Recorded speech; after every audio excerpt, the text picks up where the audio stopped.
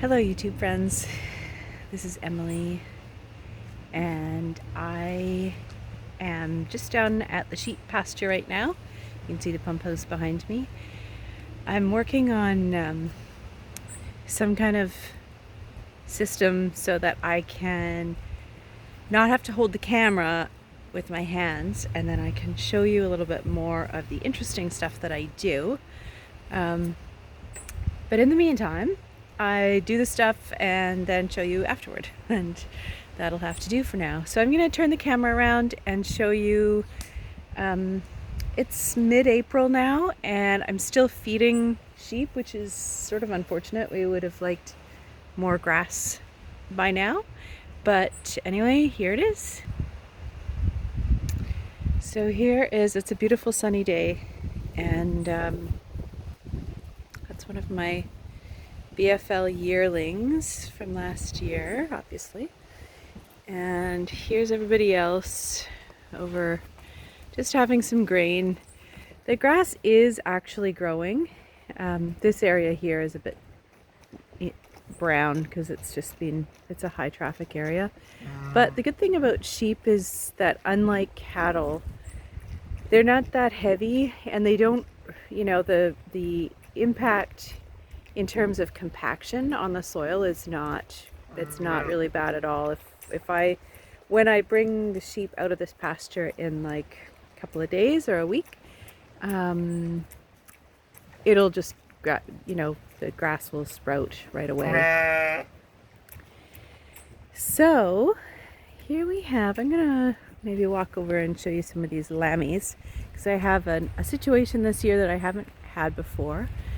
You can see I've got 7 lambs this year, including one set of triplets, and one of the triplets is just not doing that well. She's okay. She's over there. She's one of the little gray ones, and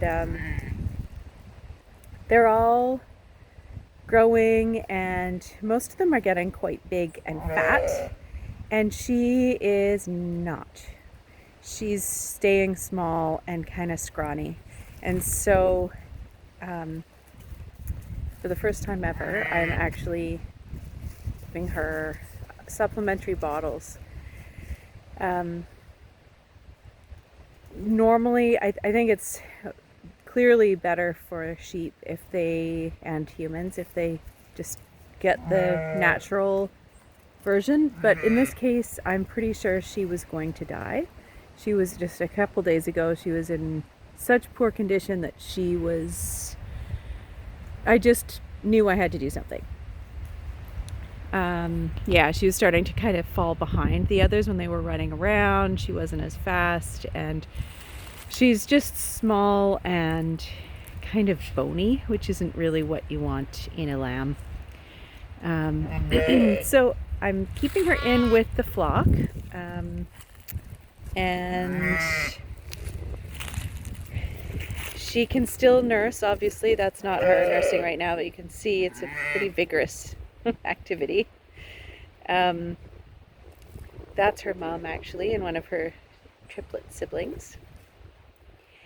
And yeah, so she'll stay in with the flock and have the benefit of learning to be a sheep and growing up with all the, she's learning to graze a little bit, and she's eating some hay. I've noticed her doing that. And she's a month old now, so really she's okay. She's survived this far. It's kind of strange that this is when she's fallen behind, but anyway, it's okay. She's okay. So here are the rest of my flock. This is Gidget. She has twins, and she's a very beautiful sheep. Most of my sheep are 50% Cotswold, 50% blue-faced Leicester. And the ram that I used this year was a CVM, which is quite a different fleece type. Both Cotswold and blue-faced Leicester are long wools. They're both kind of ringlety, quite lustrous, fleeces and wool types, and CVM is the opposite. It's incredibly soft, like almost like merino, but the staple length is much shorter, and it's a very fine, sort of blocky, almost fuzzy type of fleece. And if you had two fleeces by out of two different sheep, say you had one Cotswold fleece and one CVM fleece, you would not ever card them together and use them together as a combination, because their characteristics are so different. But what Jody found last year, Jody is my business partner and farming partner, and hopefully I'll get some video from her farm one day soon. And she had this same combination last year, and she found that the CVM combined with BFL Cotswold, those lambs had the most beautiful fleeces. They were much longer than the straight purebred CVMs, and softer and crimpier than the Cotswold BFLs. So you get